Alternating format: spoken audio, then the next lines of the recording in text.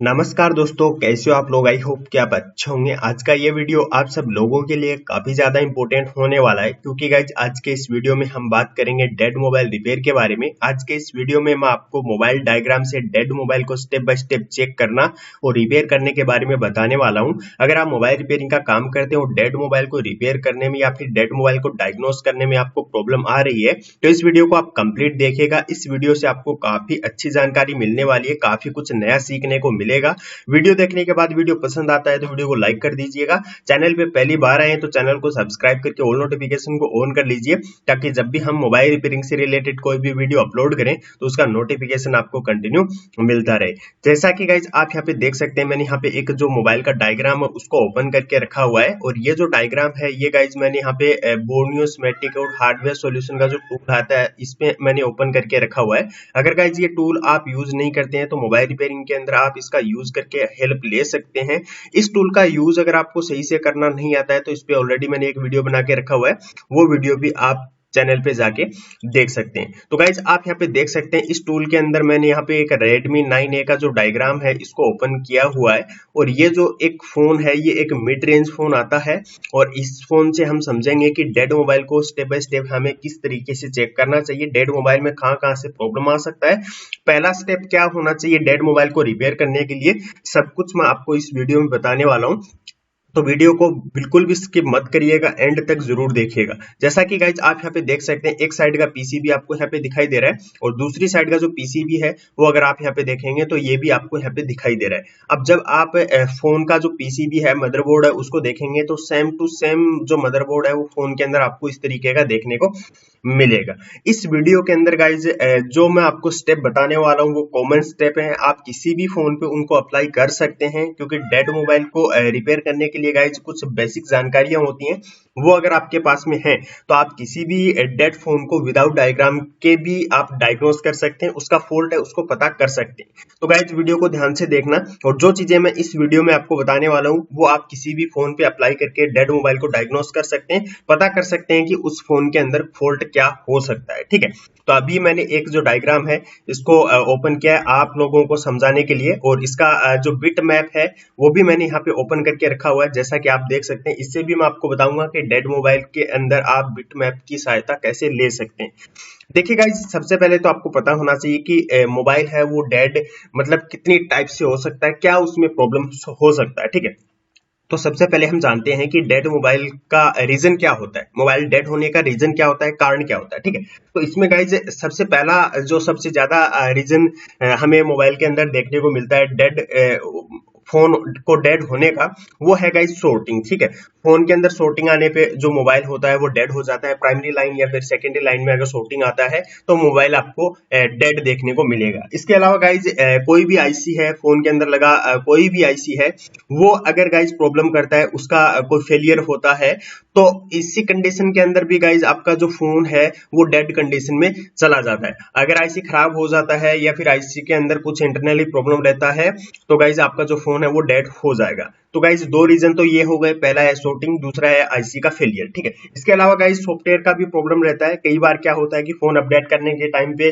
Dead हो जाता है, या फिर अगर सॉफ्टवेयर का कोई इंटरनली कोई प्रॉब्लम होता है तो ऐसे में फोन आपका डेड कंडीशन में चला जाता है। इसके अलावा गाइज जो फोन होता है वो अगर फिजिकली डैमेज है, अगर फोन गिरने के बाद अगर डेड हुआ है तो हो सकता है कि अंदर से कुछ इंटरनली उसका डैमेज हो गया हो, कोई आईसी डैमेज हो गया, या फिर मदरबोर्ड होता है, ये गत्ता होता है, ये अगर कहीं से बेंड हो गया है तो ऐसे में भी आपका जो फोन है वो डेड कंडीशन में जा सकता है। चार रीजन मैंने आपको बताए, और पांचवा रीजन ये भी हो सकता है कि फोन वाटर डैमेज कंडीशन में हो, जिसकी वजह से फोन डेड कंडीशन में चला गया हो। क्योंकि जब भी आपका जो फोन है वो वाटर डैमेज होता है तो यहाँ पे गाइज ये कंपोनेंट होते हैं, ये खराब हो जाते हैं, और ऐसे में गाइज फोन डेड कंडीशन में चला जाता है। तो मोटा मोटी आपको मैंने 5 रीजन बताए जो कि कॉमन फॉल्ट होते हैं, और ये मैक्सिमम फोनों के अंदर आपको यहाँ पे देखने को मिलेंगे। इसके अलावा शायद ही आपको कुछ फॉल्ट है वो देखने को मिलेगी। हालांकि डेड जो फोन होता है उसके अंदर काफी सारे फॉल्ट मिलते हैं, हजारों तरीके के जो फॉल्ट हैं वो आपको डेड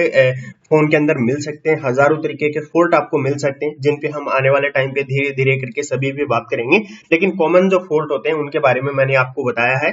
और ये वीडियो बनाने का मकसद ही यही है कि कुछ कॉमन चीजें मैं आपको बताऊं जो कि आप सभी फोन के अंदर अप्लाई कर सकें। तो अभी गाइज हमने फॉल्ट के बारे में बात किया है कि कौन कौन से फॉल्ट हो सकते हैं जिनकी वजह से हमारा जो फोन है वो डेड कंडीशन में जा सकता है। तो अब गाइज हम बात करते हैं कि डेड फोन अगर हमारे पास आता है तो उसको हम रिपेयर कैसे करेंगे, कहां से स्टार्ट करेंगे, किस तरीके से चेक करते हैं।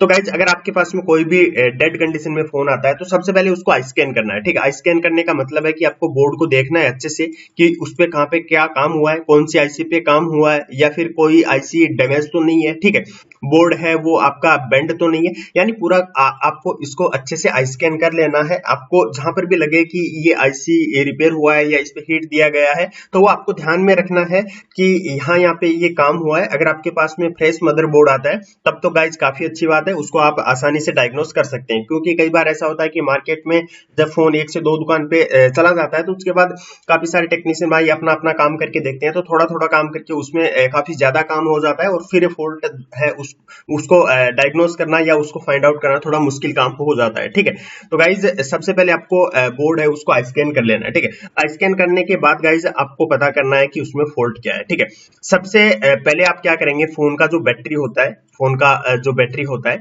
आपको फोन का जो बैटरी है उसको देखना है कि फोन का बैटरी कितना चार्ज है। ठीक है, फोन का बैटरी 3.7 से लेके 4.2 वोल्टेज आपका चार्ज होना चाहिए। कई बार ऐसा होता है कि फोन बिल्कुल डिस्चार्ज हो जाता है और फोन का बैटरी है वो वापस चार्ज नहीं होता है, बूस्ट नहीं होता है। ठीक है, क्योंकि नीचे का चार्जिंग सॉकेट में अगर प्रॉब्लम होता है तो फोन धीरे धीरे करके आपका लो बैटरी में चला जाता है और फिर जब आप चार्जिंग पे कनेक्ट करते हैं तो ऐसे में गाइज जो फोन होता है वो बैटरी को बूस्ट नहीं कर पाता है। तो कई बार ऐसा भी होता है कि चार्जिंग सॉकेट में प्रॉब्लम है और बैटरी डिस्चार्ज हो गया है, तो आपको बैटरी को बूस्ट करके देखना है, या फिर अगर बैटरी आपके पास दूसरा है तो एक बार आपको बैटरी दूसरा भी लगा के देख लेना है। कई बार ऐसा होता है कि जो बैटरी है वो खराब हो जाता है और अपन इस पे देखते रहते हैं। अब गाइस कई बार ऐसा होता है कि जब हम बैटरी को चेक करते हैं तो बैटरी हमारा चार्ज दिखाई देता है। ठीक है, बैटरी हमारा चार्ज दिखाई देता है लेकिन फिर भी फोन चार्जिंग पे कनेक्ट नहीं होता है। चार्जिंग सॉकेट को भी आपको देखना है, यूएसबी चार्जर के अंदर एम्पियर देखना है कि वो कंज्यूम कर रहा है या फिर नहीं कर रहा।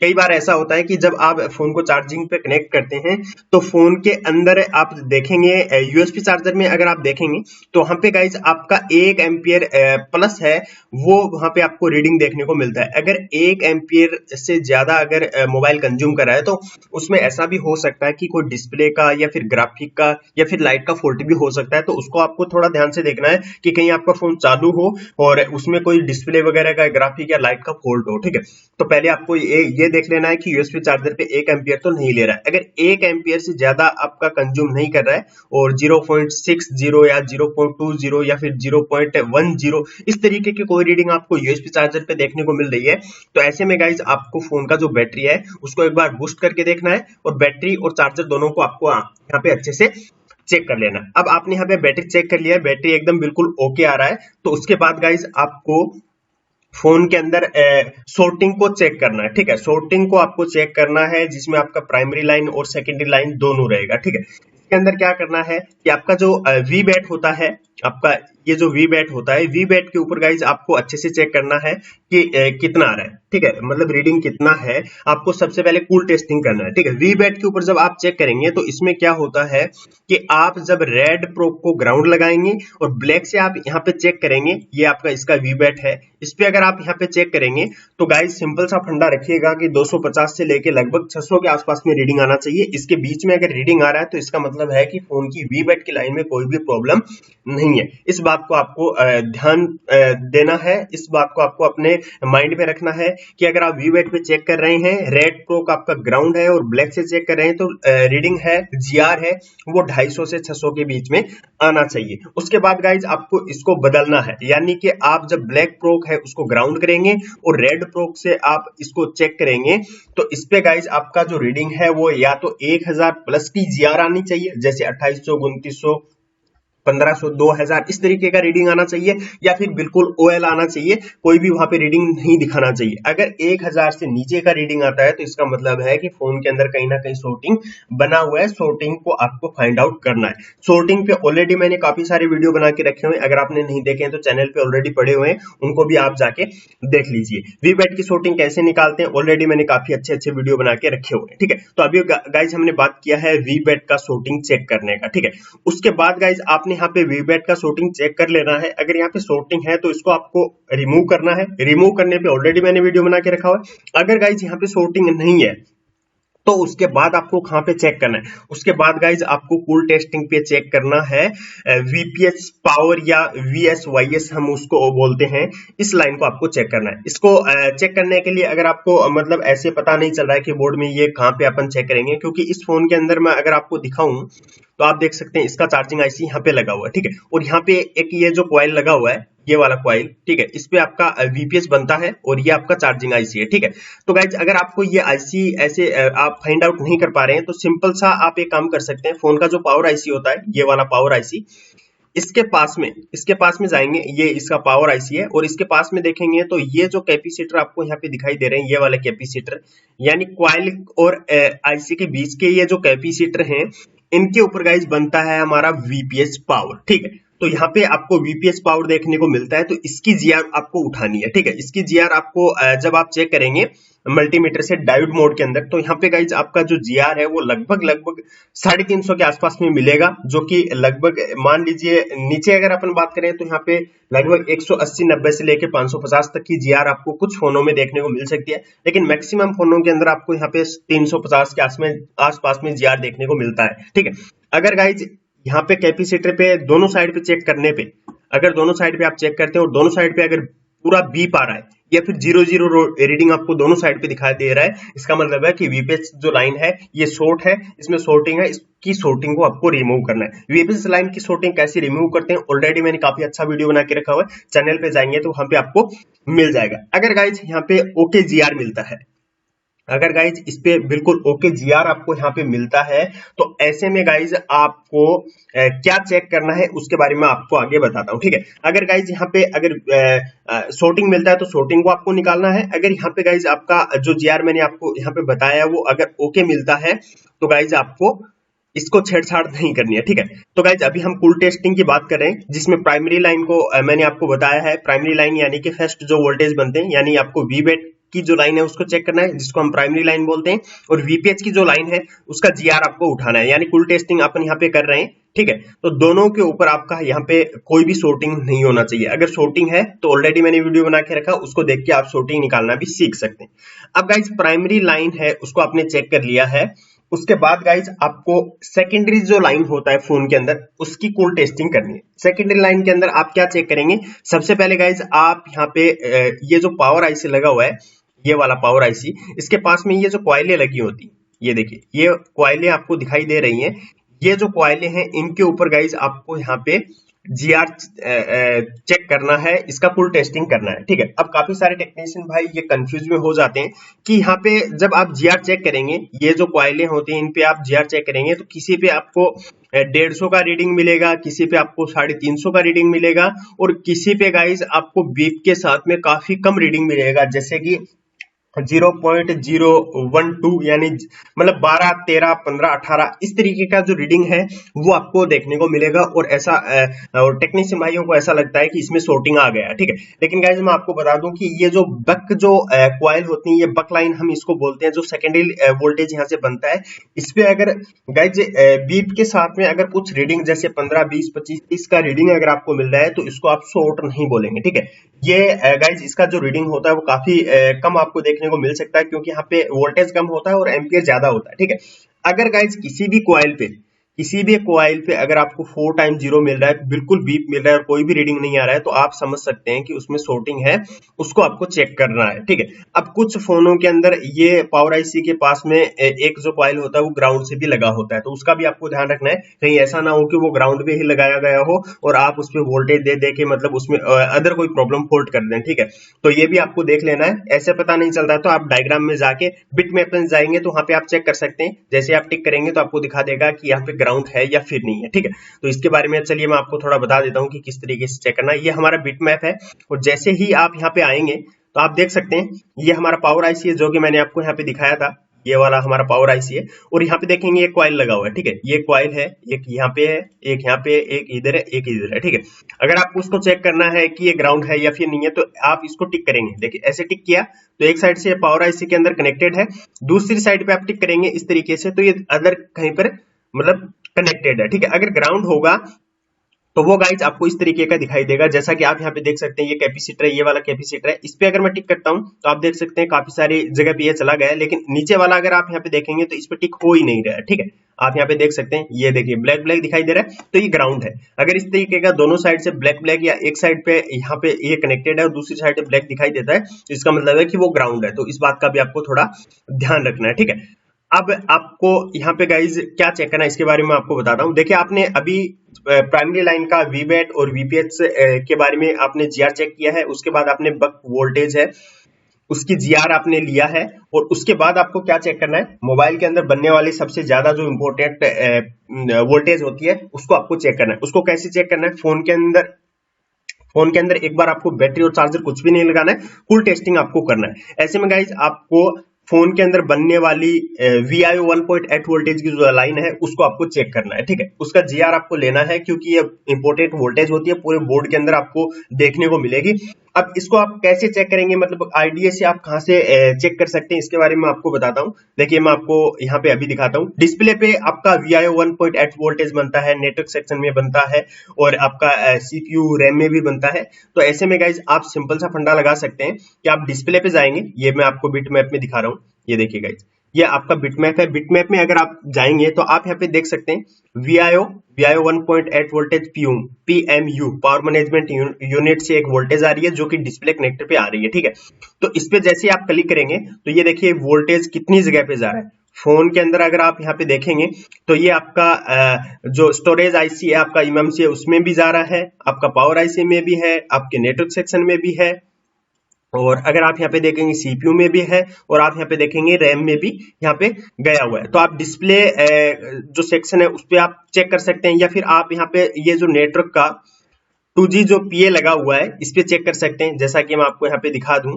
ये देखिए आपका यहाँ पे ये लगा हुआ है, ये आपका नेटवर्क का 2G पीए है। तो इसका नॉस्कट पॉइंट आप यहाँ पे देख सकते हैं, ये नॉस्कट पॉइंट है। तो इधर से आप पिन को भी काउंट कर सकते हैं, जैसा कि आपको मैं यहाँ पे दिखाऊं, 1 2 3 4 5 6 7 नंबर, 7 नंबर पिन पे आपको VIO 1.8 वोल्टेज देखने को मिलेगा। तो इसका जीआर आपको चेक करना है। जैसे ही आप यहाँ पे जीआर चेक करेंगे तो इसकी जो जीआर है वो लगभग आपको 350 से 450 के आसपास में देखने को मिलेगा। अगर यहाँ पे पूरा बीप आता है, इसको मतलब है कि ये लाइन शॉर्ट है, इसकी शॉर्टिंग को आपको निकालना है।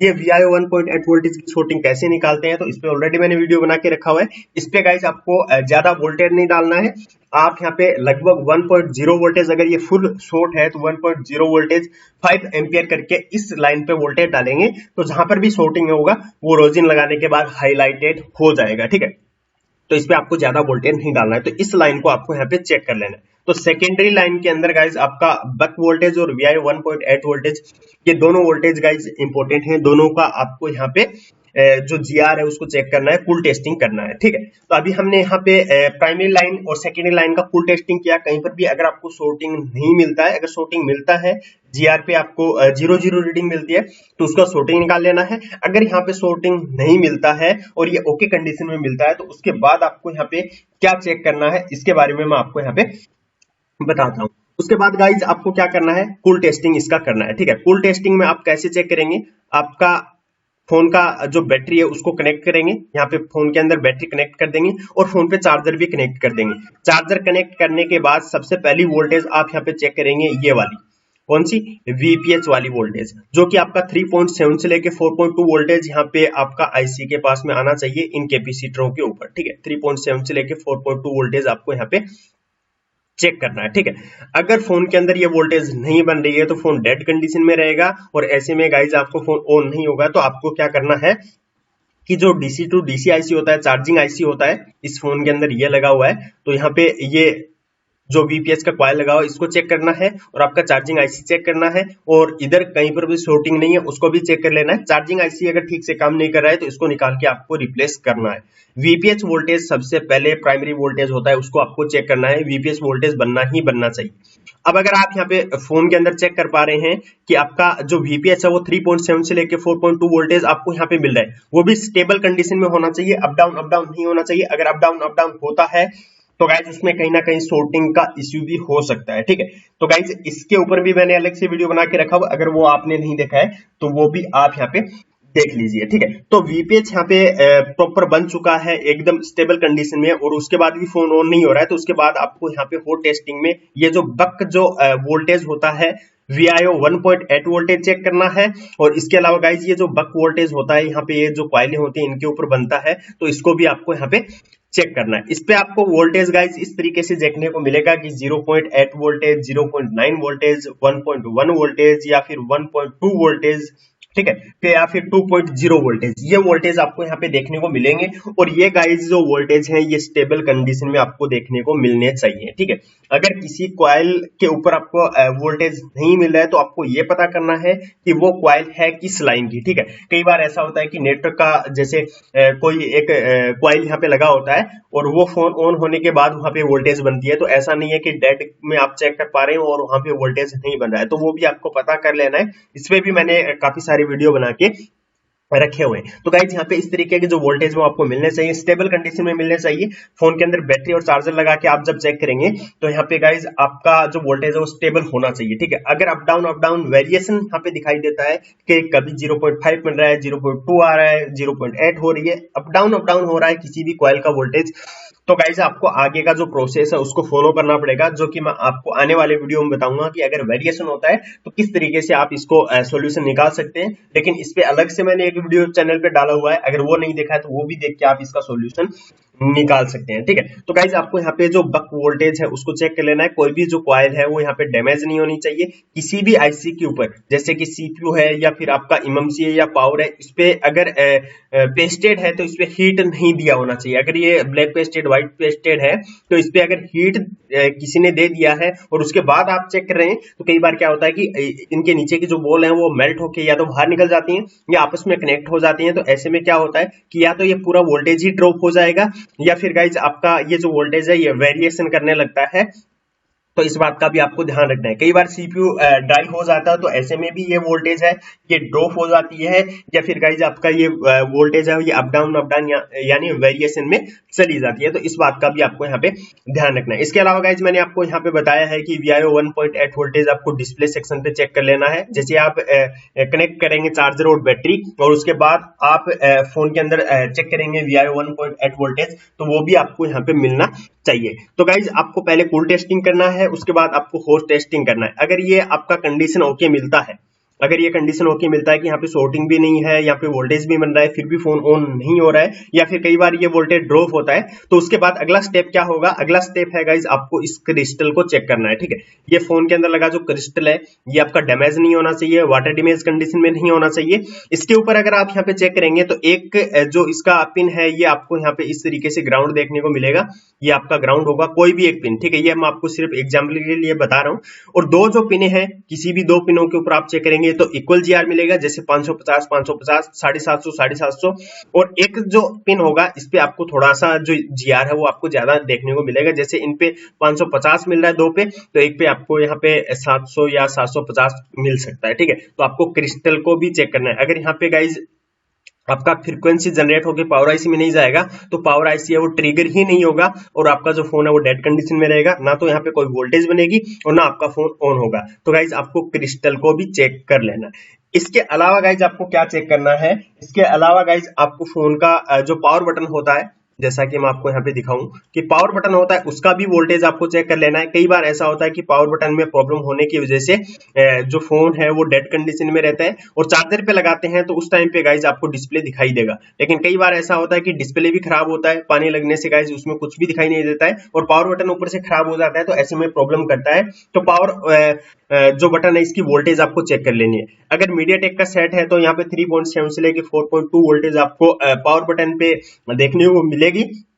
क्वालकॉम है तो आपको लगभग 1.8 वोल्टेज देखने को मिलेगा। तो यहाँ पे आपका जो पावर बटन है यहाँ पे आपको पिने चेक कर लेनी है और पावर बटन है इसका भी वोल्टेज आपको यहाँ पे चेक कर लेना है, ठीक है। तो पावर बटन की वोल्टेज आपने यहाँ पे चेक कर लिया। उसके बाद भी अगर आपका जो फोन है वो डेड कंडीशन में पड़ा हुआ है और आपका फोन है वो ओके कंडीशन है, मतलब कि वाटर डैमेज नहीं है, कहीं से फिजिकली डैमेज नहीं है, ठीक है। तो उसके बाद आपको क्या करना है, ठीक है, उसके बाद गाइज आपको एक बार फोन को यूएसबी टेस्टर पे लगा के चेक करना है। यानी जब हम यूएसबी टेस्टर पे लगा के इसको चेक करते हैं तो उसमें आपका जो चार्जिंग आईसी है वो ओके होना चाहिए, मतलब कि चार्जिंग पिन है वो ओके होना चाहिए, और बैटरी आपका चार्ज होना चाहिए। बैटरी चार्ज है और उसके बाद आप यूएसबी चार्जिंग के ऊपर फोन को कनेक्ट करेंगे तो ऐसे में गाइज आपका यूएसबी चार्जर के ऊपर अगर 1 एम्पियर से ज्यादा देखने को मिलता है और चार्जिंग का आगे का जो सिंबल है वो ब्लिंकिंग करता है, तो इसका मतलब ये हो सकता है कि आपका फोन ऑन कंडीशन में हो, ठीक है, ऑन कंडीशन में हो। ऐसे में गाइस फोन का डिस्प्ले खराब हो सकता है, फोन का ग्राफिक प्रॉब्लम हो सकता है, फोन में लाइट का प्रॉब्लम हो सकता है, फोन का डिस्प्ले का कनेक्टर डैमेज हो सकता है। तो इन सभी को आपको एक बार जरूर चेक करना है, नया डिस्प्ले लगा के देखना है, कनेक्टर को अच्छे से चेक करना है, लाइट का जो लाइन होता है आपका एलसीडी का एनोड लाइन होता है उसको आपको देखना है कि कहीं उसमें कोई प्रॉब्लम नहीं है। ग्राफिक के +5 -5 के वोल्टेज बनते हैं उनको भी देखना है। अगर लाइट सेक्शन ग्राफिक सेक्शन पे आपको प्रॉब्लम आ रही है तो चैनल पे ऑलरेडी मैंने काफी सारे वीडियो डाल के रखे हैं, अगर आप उनको स्टेप बाय स्टेप देखेंगे तो इसमें जो भी प्रॉब्लम आ रही है, जो भी आपके डाउट हैं वो भी आपके क्लियर हो जाएंगे, ठीक है। अगर 1 एम्पीयर से ज्यादा लेता है तब, अगर गाइस कोई भी रीडिंग नहीं लेता है, डायरेक्ट आप विदाउट कुछ चेक किए अगर उसमें लगाते हैं, कोई भी 0 रीडिंग ले रहा है, 0 एम्पीयर कंज्यूम कर रहा है, तो हो सकता है कि फोन का चार्जिंग सॉकेट खराब हो, या फिर हो सकता है कि प्राइमरी लाइन या सेकेंडरी लाइन में कहीं ना कहीं शॉर्टिंग फोन के अंदर बना हो। तो गाइस इस तरीके से उसका भी आप पता कर सकते हैं। यूएसबी टेस्टर के ऊपर जो रीडिंग है उससे फॉल्ट को फाइंड आउट कैसे करते हैं, ऑलरेडी मैंने चैनल पे वीडियो डाल के रखा हुआ है, अगर आपने नहीं देखा है तो उसको देख लीजिए। उसकी हेल्प से भी आप काफी सारे जो फोन है उनको रिपेयर कर सकते हैं, क्योंकि गाइस यूएसबी चार्जर की जो रीडिंग है उसका एक्सपीरियंस अगर आपको अच्छा खासा है तो कहीं ना कहीं वो आपके काम में आने वाला है। इसके अलावा गाइज आपको कहीं पर भी शॉर्टिंग वगैरह नहीं मिलता है, आपने चेक किया यूएसबी चार्जिंग पे भी आपका काफी कम एम्पियर कंज्यूम कर रहा है, ठीक है। तो उसके बाद एक इंपॉर्टेंट चीज हमें चेक करनी है, फोन को डीसी मशीन पे लगा के चेक करना है, ठीक है। डीसी मशीन पे लगा के फोन को चेक करना है कि कहीं फोन के अंदर कुछ फॉल्ट जो भी हमें दिखाई दे रहा है वो कहां से आ रहा है, ठीक है। तो ऐसे में एक चीज मैं आपको बता दूं कि काफी सारे जो फोन होते हैं वो डीसी मशीन से ऑन नहीं होते हैं, वो सिर्फ बैटरी से ऑन होते हैं, क्योंकि काफी सारे फोनों के अंदर जो बैटरी का सर्किट बना होता है वो इस तरीके से बना होता है कि उसमें टीएच या आईडी की लाइन होता है, एससीएल एसडीए की लाइन होता है। तो ऐसे में हमारा जो बूट केबल होता है उससे काफी सारे फोन ऑन नहीं होते हैं। तो आपको एक बार फोन के अंदर चालू जो बैटरी होता है एकदम मतलब सही बैटरी है उसको भी लगा के देखना है, आपको बूट केबल पे पूरा भरोसा नहीं करना है, ठीक है। तो बूट केबल के ऊपर आप अगर फोन को चेक कर रहे हैं, ठीक है, बूट केबल से आप चेक कर रहे हैं और जैसे ही आप यहाँ पे बूट केबल को कनेक्ट करते हैं फोन के अंदर, अगर डीसी मशीन पे विदाउट पावर की प्रेस किए कोई भी रीडिंग आपको दिखाई दे रही है तो ऐसा समझिए कि फोन के अंदर प्राइमरी लाइन या सेकेंडरी लाइन में शॉर्टिंग बना हुआ है।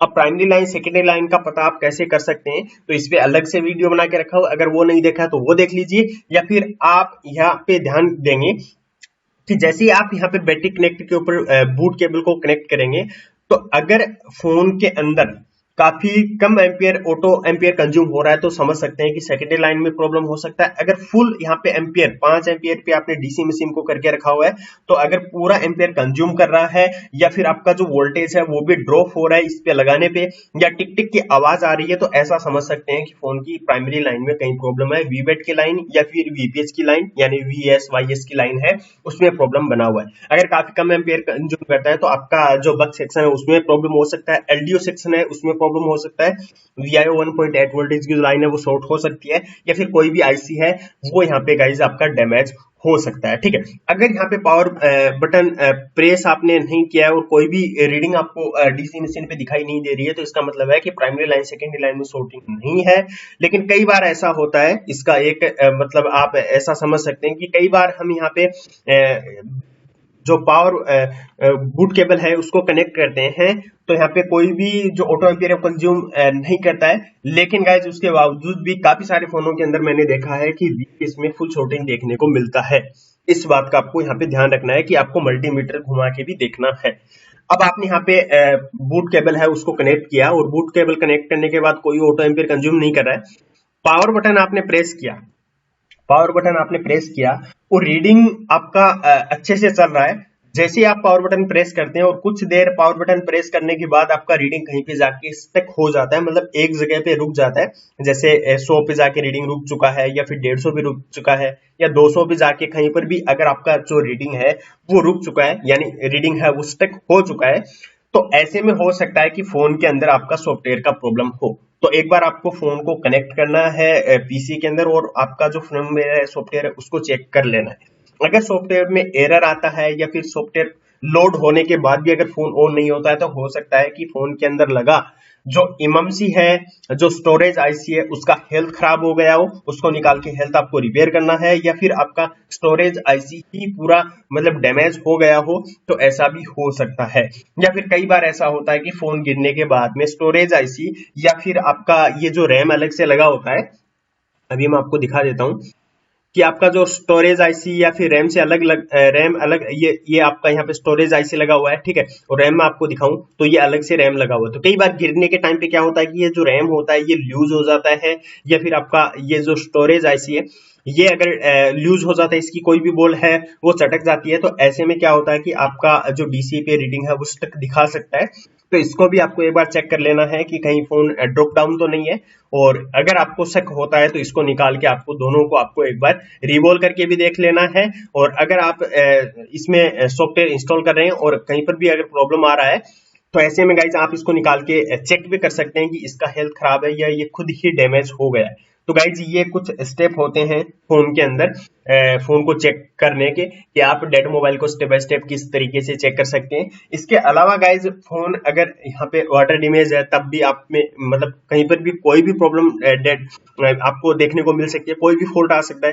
कहीं से अगर कोई कंपोनेंट नीचे से गल के निकल गया है, जैसा कि मैं अगर आपको यहाँ पे दिखाऊं तो ये जो फोन है ये Redmi का 9A है, और उसके अंदर आप यहाँ पे देखेंगे ये पावर आईसी है, और इसके पास में अगर आप यहाँ पे देखेंगे ये वाला एक रजिस्टर आपको छोटा सा दिखाई दे रहा होगा, ये 0 ओम का रजिस्टर इसमें लगा होता है, ठीक है, और ये वीपीएस की लाइन पे लगा हुआ है। वीपीएस की जो लाइन है ये आपका इसमें पावर आईसी में कनेक्ट होता है, ठीक है, ये जो वीपीएस का लाइन है ये इसमें कनेक्ट होता है। और कई बार मैंने देखा है कि वाटर डैमेज कंडीशन के अंदर ये जो रजिस्टर होता है इस पे हाई वोल्टेज होने की वजह से ये नीचे से यहाँ से जर जाता है, मतलब कि यहाँ से गल जाता है, ठीक है, और एक साइड से भी अगर ये यहाँ से डिस्कनेक्ट हुआ इस आईसी से या फिर वीपीएस लाइन जहां से इस पे कनेक्ट हो रहा है, दोनों साइड से किसी एक साइड पे अगर ये आपका डिस्कनेक्ट हो तो फोन डायरेक्ट डेड कंडीशन में जाता है, क्योंकि जितने भी ये आपके कॉइल लगे हुए उतनी ही बार इसके अंदर वापिस ये जो वीपीएस वोल्टेज है ये एंटर करता है, और एक जो पैड है उसकी अगर यहाँ पे जो वोल्टेज है वो ड्रॉप होती है तो फोन डेड कंडीशन में चला जाता है। अब वाटर डैमेज के टाइम पे मैंने देखा है कि ये जो रजिस्टर होता है ये खराब हो जाता है, और ऐसे में फोन डेड कंडीशन में रहता है, और फोन पे जहां चाहे आप जो चाहें जितना चाहें काम कर दें, लेकिन ऑन नहीं होगा जब तक आप इस लाइन को ओके नहीं करेंगे। तो वाटर डैमेज कंडीशन में इस तरीके का फॉल्ट मिल सकता है कि कोई भी जो आईसी है नीचे के पैड खराब हो सकते हैं, कोई पैड मतलब कट सकता है, या फिर ऐसा हो सकता है कि कोई भी जो आईसी है वो डैमेज हो सकता है। तो आपको इस तरीके का जो फॉल्ट है वो आपको वाटर डैमेज कंडीशन में देखने को मिल सकता है। अगर गाइज आपका जो फोन है वो ड्रॉप डाउन है, तो गाइज ड्रॉप डाउन में हो सकता है कोई आईसी है वो फिजिकली डैमेज हो गया। कई बार मैंने देखा है कि अलग से रैम लगा होता है, जैसा कि ये अलग से रैम लगा हो, ये बड़ी आईसी होती है तो ये अलग से लगी होती है, और इस तरीके के जो फोन होते हैं वो अगर गिर जाते हैं, मतलब ज्यादा मतलब ऊंचाई से गिरते हैं, तो सबसे पहले जो डैमेज होता है वो यही आईसी है, ठीक है, या तो इसके नीचे के पैड खराब हो जाते हैं, या ये बीच से यहाँ से टूट जाता है, यहाँ से बीच से ये ब्रेक हो जाता है, इस तरीके से ब्रेक हो जाता है, ठीक है। तो ऐसे में क्या होता है कि जब आप फोन को डीसी मशीन पे लगा के चेक करेंगे, और जब जैसे आप पावर बटन प्रेस करेंगे तो हाई एम्पियर वहां पे आपको कंज्यूम देखने को मिलेगा, जैसे कि 400 500 700 मिली एम्पियर आपको यहाँ पे कंज्यूम दिखाई देगा, और कोई ना कोई आईसी जो डैमेज है वो भी आपको हीट करता हुआ दिखाई देगा। कई बार ये जो सीपीयू होता है ये बीच से इस तरीके से डैमेज हो जाता है। थोड़ा बड़ी साइज का सीपीयू होते हैं वो ज्यादा डैमेज होते हैं गिरने से, क्योंकि आईसी बड़ी होती है और जब गिरता है तो वो डैमेज हो जाता है। तो इस बात का भी आपको ध्यान देना है कि कोई आईसी है वो डैमेज तो नहीं है, आपको डैमेज का भी पता कर लेना है, ठीक है। तो हाई एम्पियर अगर कंज्यूम करता है तो इस पे अलग से वीडियो बना के रखा हुआ है, अगर वो भी आपने नहीं देखा है तो एक बार गाइज आप हमारे चैनल पे जाके वो वीडियो भी देख सकते हैं।